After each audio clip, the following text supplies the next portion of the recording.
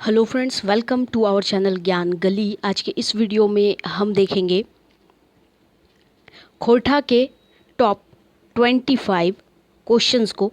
ठीक है, question and answer को हम लोग यहाँ देखने वाले हैं और ये क्वेश्चन का जो मोड होगा वो होगा वन लाइनर।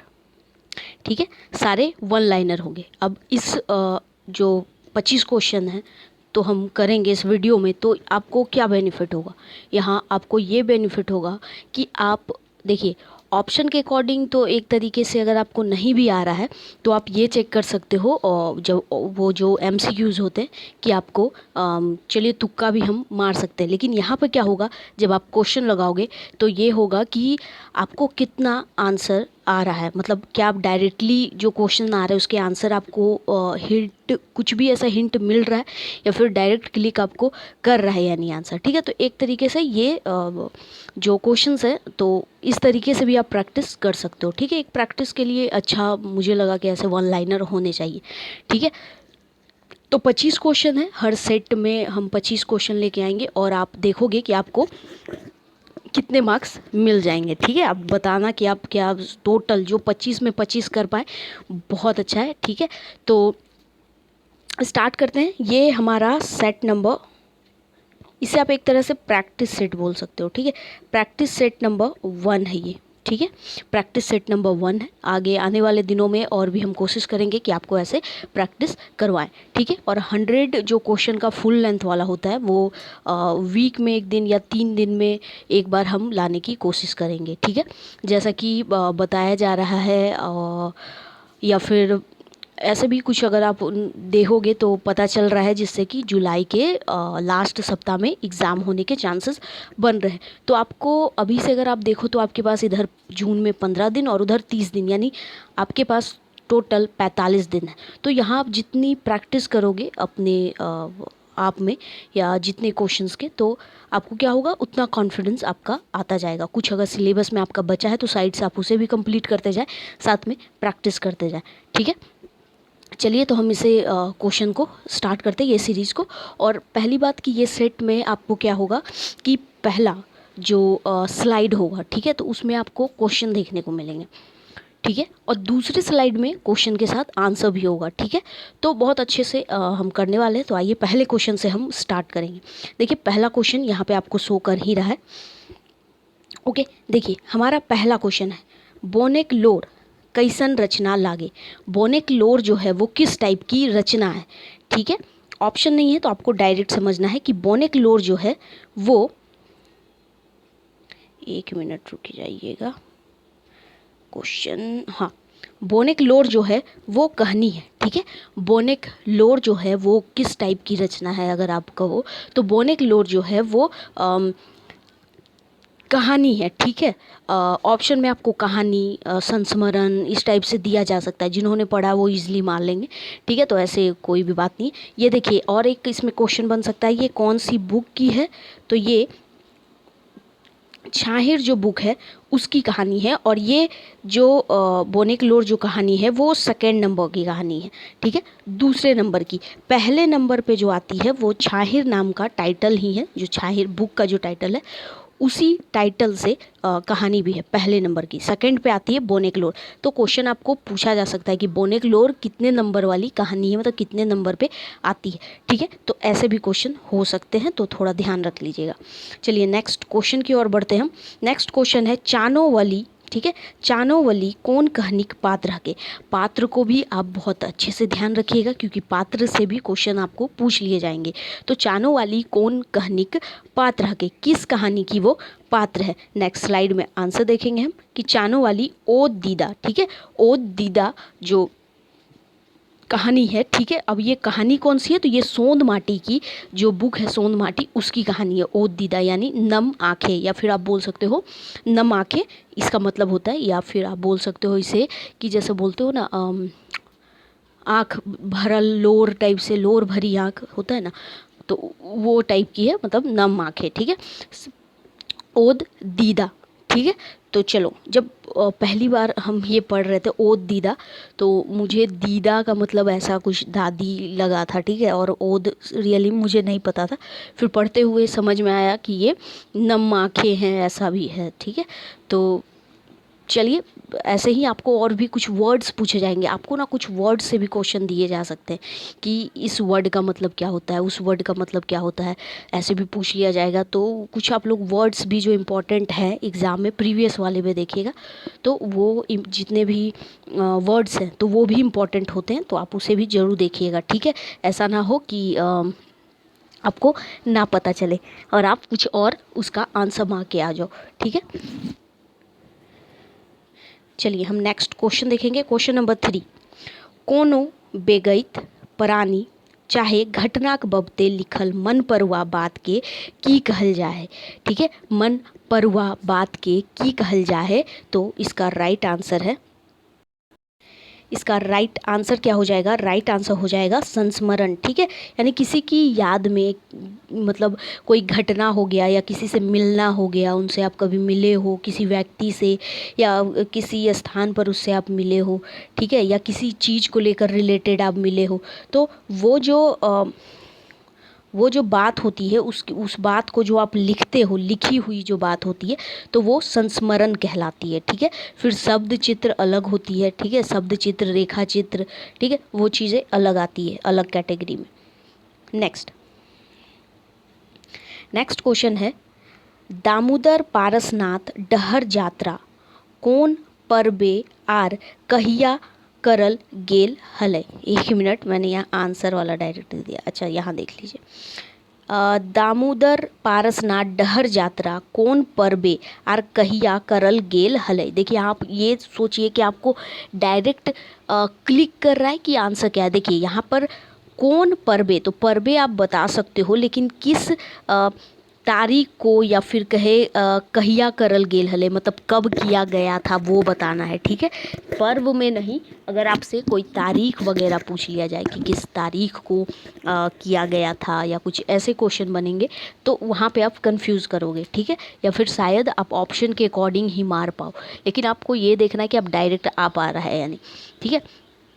तो इसका आंसर क्या हो जाएगा कि एक तो बावड़ी पर्व का दिन था, ठीक है। पर्व क्या याद रखोगे, देखो यहाँ से ही आंसर मिल जाएगा, दामोदर पारसनाथ डहर यात्रा, ठीक है। अच्छा चलो यहाँ देखो, ये बावड़ी पर्व में किया गया था, ठीक है, बावड़ी पर्व में। और 1 मिनट, हाँ ये देखिए 14-15 जनवरी 1989, ठीक है, 1989 ईस्वी में ये किया गया था, दामोदर पारसनाथ डहर यात्रा, ठीक है। नेक्स्ट क्वेश्चन देखिए क्या है, उड़ गेलक फुलवा रह गेलक बास के लिखवैया के लागत, ठीक है। उड़ गेल फुलवा मतलब फूल जो है वो खत्म हो गया, लेकिन उसकी सुगंध जो है वो रह गई, तो उसे ही उड़ गेलक फुलवा रह गेलक बास के कर लिखल लागे। तो किसका लिखा हुआ है, तो ये है गोविंद महतो जंगली का, ठीक है। जंगली इनका उपनाम है, क्वेश्चन आपसे पूछ लिया जा सकता है कि जंगली किनका उपनाम है, तो याद रखना है गोविंद महतो का, या ऑप्शन दे कि गोविंद महतो का उपनाम क्या है, तो आपको जंगली याद रखना है।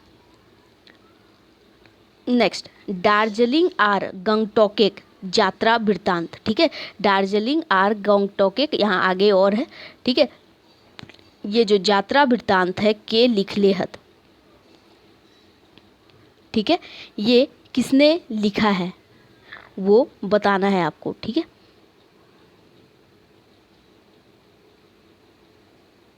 ठीक है, क्या बताना है, दार्जिलिंग गंगटोक यात्रा वृत्तांत के लिखले हत, ये लिखे हैं डॉक्टर चतुर्भुज साहू, ठीक है, नाम याद रखिएगा, इनका नाम है डॉक्टर चतुर्भुज साहू, ठीक है।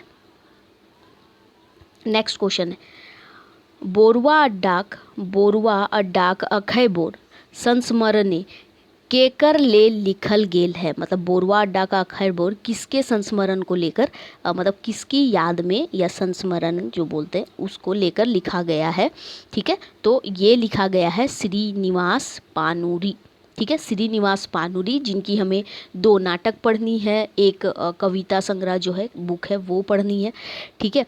तो पानूरी जी से रिलेटेड आपको पता है 2 नाटक, ठीक है, और एक कविता आपको पढ़ना है। और इनके ऊपर ये बोरवा अड्डाक अखय बोर जो है शांति भारत जी द्वारा लिखित वो चीज़ हमें यहाँ देखनी है। ठीक है, तो किसके लिए लिखा गया है? तो पानुरी जी के लिए। ठीक है,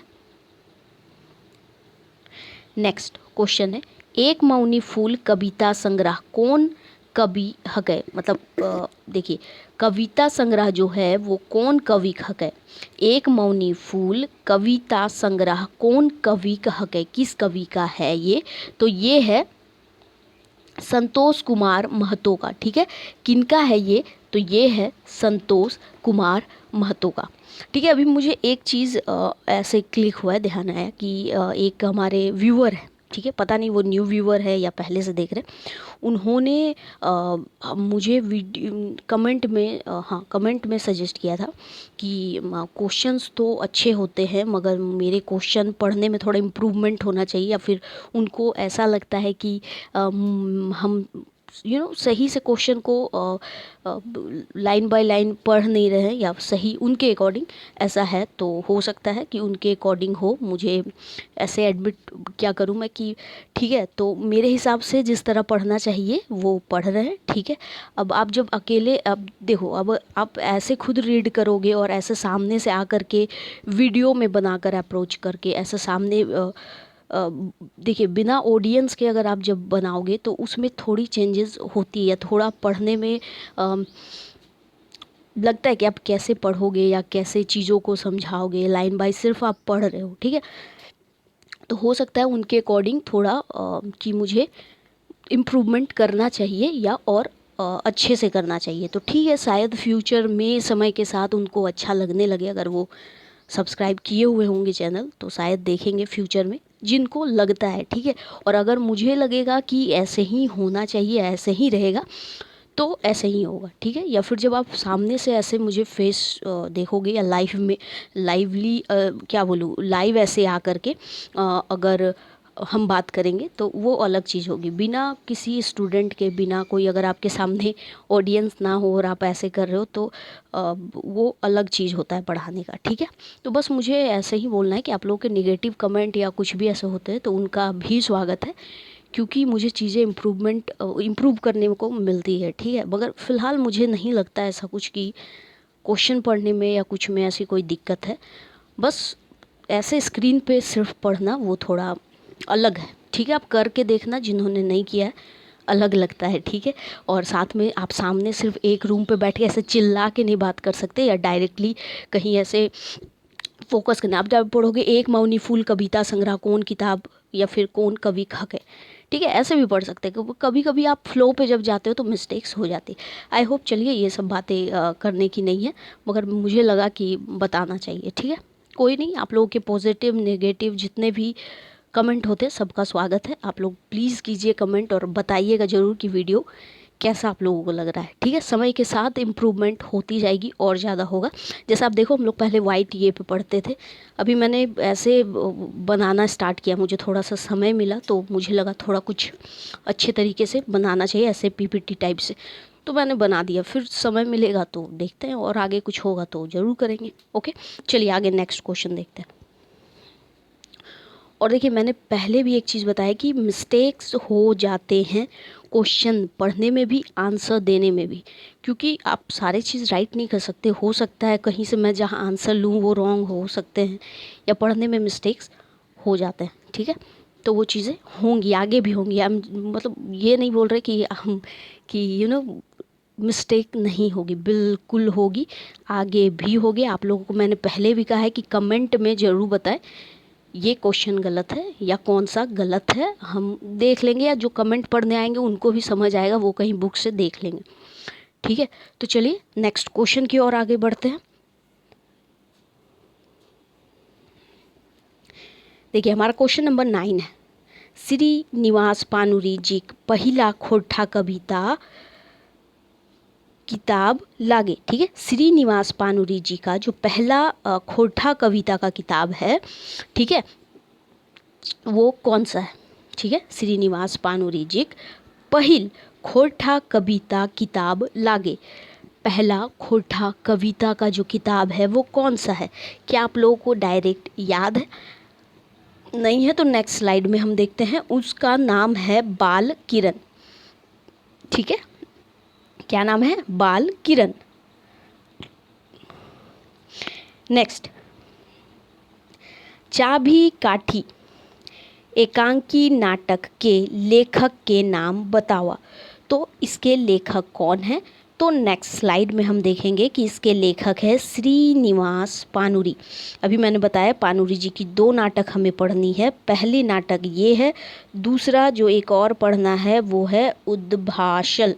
ठीक है, क्या है? उद्वासल कर्ण। ठीक है, उद्वासल कर्ण। ठीक है, तो ये हमें पढ़नी है। नेक्स्ट क्वेश्चन है क्वेश्चन नंबर 11। अजगर नाटक के लिखवैया के लागत। अजगर नाटक के लिखवैया के लागत यानी अजगर नाटक किसने लिखा है? कुल हमें 4 नाटक पढ़ना है। 2 नाटक के बारे में हमने बताया जो किसने लिखा है, पानुरी जी ने। ठीक है, एक नाटक और 2 नाटक बचते हैं। ठीक है, देखिए एक नाटक है अजगर, तो अजगर लिखा है विश्वनाथ दशौंधी राज ने। राज इनका उपनाम है, ध्यान रखिएगा। अभी गोविंद महतो जंगली एक उपनाम मैंने बताया, और यहाँ एक है राज, विश्वनाथ दशौंधी राज, और चितरंजन महतो चित्रा उपनाम। जो जो बता रहे वो ध्यान में रखिएगा। तो अजगर नाटक हो गया विश्वनाथ दशौंधी राज का।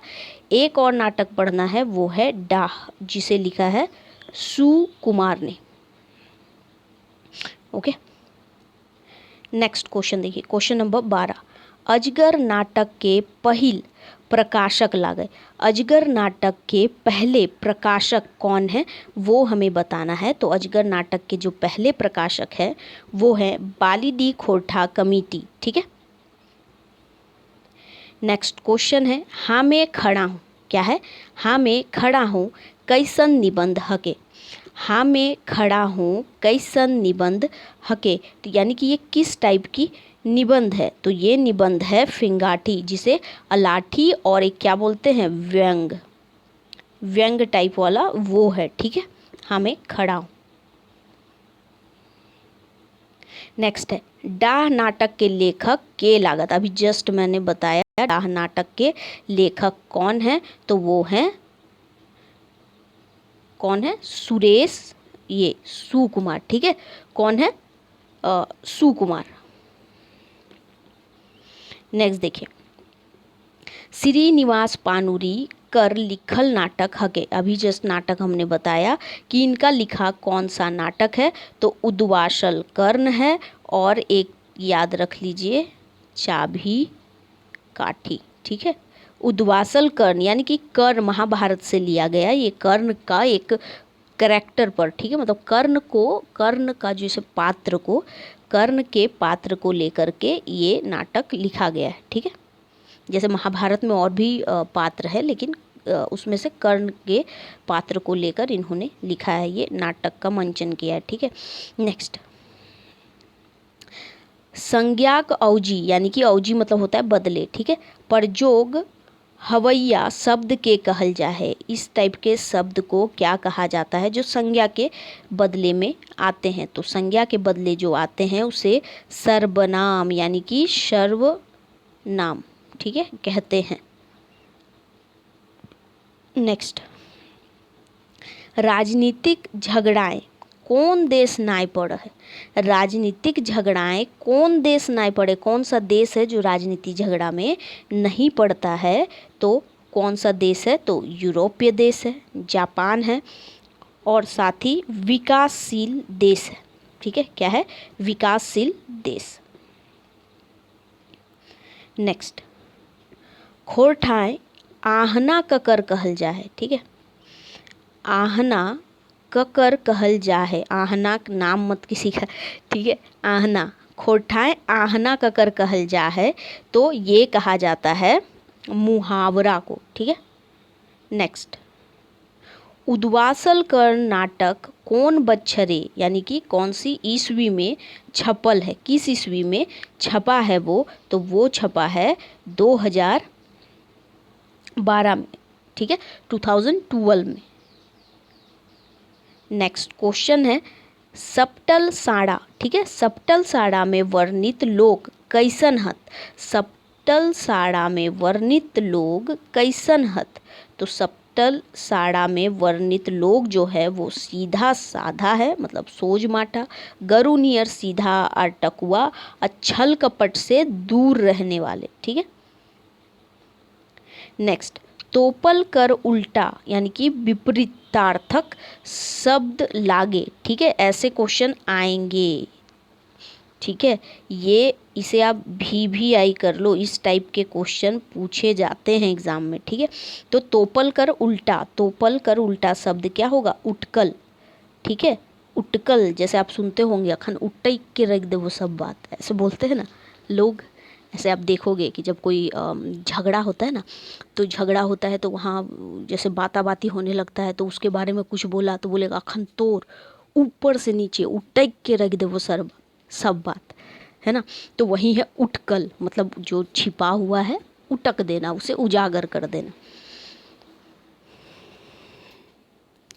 नेक्स्ट, सरंची कमल। ठीक है, सरगे कमल के तू ककर बेटा रहो है। तो ये है सरंची कमल, सर्ग में कमल के तू ककर बेटा रहे। सरंची कमल, ये देखिए दामोदरिक कोराय। ठीक है, दामोदरिक कोराय आप लोगों ने पढ़ा होगा, काव्य जो पद भाग है उसमें। तो इसमें जो 6 सर्ग है कुल, तो ये सेकेंड नंबर का सर्ग है। तो सरंची कमल का जो सर्ग है उसमें कमल केतु ककर बेटा रहो, यानी कमल केतु जो रहता है वो किसका बेटा होता है। ठीक है, तो वो किसका बेटा रहता है, तो वो रहता है काल केतु का। आप लोग कमेंट बताइएगा काल केतु किसका बेटा है। ठीक है, यानी इसके आप हमें बताना कि इसके क्या है इसके। ठीक है, काल केतु के पिता कौन है, कमेंट में बताइएगा। ओके, नेक्स्ट देखिए, स्वागत कविता में ककर स्वागत के बात करल गेल है। स्वागत कविता में मतलब किस चीज़ के स्वागत की बात कही गई है, तो यहाँ कही गई है ज्ञान के। ठीक है, ज्ञान के स्वागत की बात। नेक्स्ट है, करिया काजरेक घर से कविताएं ककर बात करल गेल है। तो ककर बात करल गेल है, तो प्रीत की रीत का बात किया गया है। नेक्स्ट, आइग लगुआ मुहावरा अथवा कहावत जो भी हो। ठीक है, तो आइग लगुआ कर हिंदी होवे पारे। हिंदी क्या होगा, तो आइग लगुआ का हिंदी अर्थ जो होगा वो होगा झगड़ा लगाने वाला। जैसे कि हम बोलते हैं वो 1 नंबर के आइग लगुआ हके, या फिर लागे, या फिर लागो। ठीक है, जो भी बोलो आप, तो ऐसे हम बोलते हैं आइग लगुआ, यानी झगड़ा लगाने वाला। तो हमने टोटल यहाँ 25 क्वेश्चंस देख लिए हैं। ठीक है, और आप लोग, आई होप कि आप लोगों को यहाँ सारे के सारे आंसर आते हो, और ऑब्वियसली आती ही होगी मुझे लग रही, क्योंकि लास्ट अब 45 दिन बचे। इतने दिनों से आपने तैयारी की है, 45 में से चलिए 20 भी आते ही होंगे। ठीक है, तो जितने भी आते होंगे आप हमें कमेंट में ज़रूर बताइएगा, और आगे ऐसे भी प्रिपेयर ऐसे ही करते रहिए। ठीक है, 45 दिन है, जम के प्रिपेयर कीजिए। आने वाले दिनों में जब भी एग्ज़ाम होगा आपको सक्सेस ज़रूर मिलेगी। तो नेक्स्ट किसी और वीडियो में मिलेंगे, और वीडियो पसंद आया है तो इसे like share and subscribe channel को ज़रूर कीजिएगा, अगर आपने अब तक नहीं किया है तो। ठीक है, मिलेंगे हम नेक्स्ट वीडियो में। Thank you for watching.